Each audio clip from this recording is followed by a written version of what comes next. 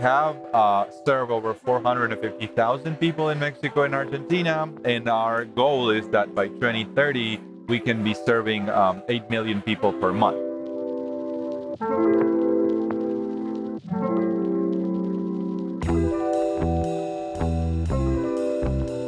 My name is Ady Beitler. I'm co-founder and CEO of Nilus. We're a technology company that aims to lower the cost of access to healthy food for low-income people in Latin America.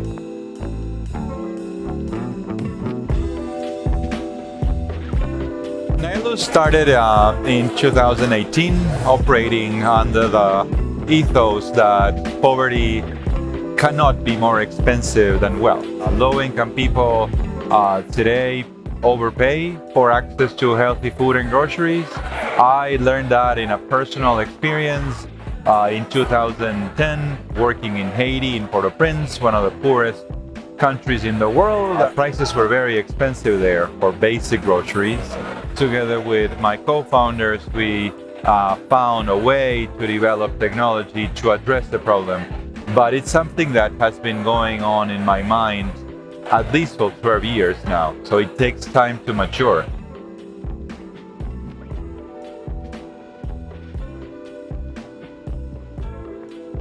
We detected that low-income people in food deserts pay more for groceries than what people in middle-income or higher-income areas pay for. That's called a poverty tax, which is a special expenditure that you make when you're poor that's related to an extra cost for the access to groceries. That is the mother of all injustices, because being poor is more expensive than being rich under those terms. And that is the easiest and most effective way to perpetuate poverty. In inflationary contexts, low-income people are most severely hit. Where informal people live and don't have access to regular employers who raise their salaries to match the inflation, people lose their spending purchasing power. So they are a little poorer every day. That's the reality that they are in, and the one we're trying to fight against.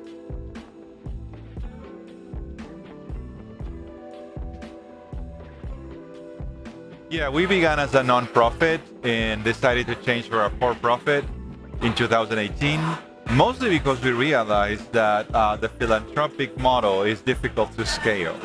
We were depending on food donors to access products, which is something that is usually harder than simply buying the product from the company. So it was hard for us to have a sustainable and scalable product offering.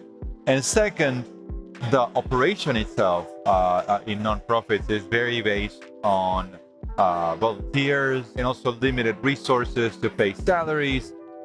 So that makes it very difficult to hire world-class talent that can then scale the organization and the operation. Accessing capital, venture capital, impact venture capital as well, is something that's fundamental to scale. So that's why we decided to go for a for-profit model, because of the scalability and the efficiency in the model.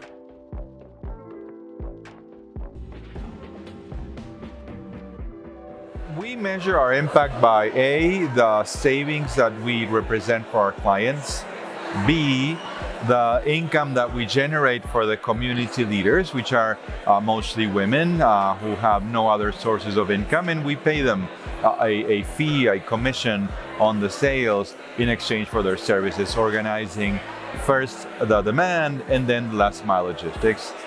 We also rescue food that's otherwise would be wasted. So we also measure the environmental impact that we generate from our food rescue operation. That's how we measure our impact, really. Do we have clients who are members of low-income communities who live in food deserts? B, do we represent to them a meaningful saving to lower their cost of access to healthy food?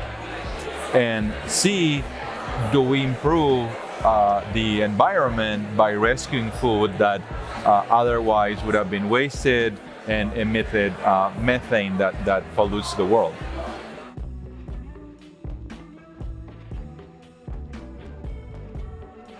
Yeah, so in our case, we decided to try to scale to Peru now because the World Food Program is behind us. Having good partners, local partners who can help with, let's say, go-to-market is fundamental.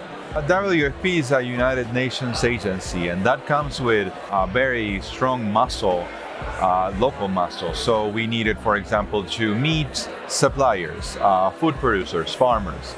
Of course, WFP knew them because they are in touch with the local government, which at the same time assists smallholder farmers as well as low-income people on a regular basis.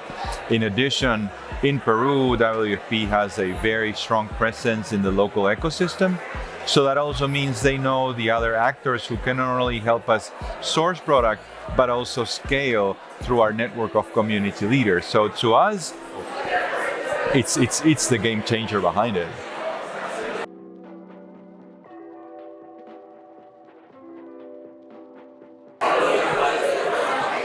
Never, ever, under any circumstances, give up.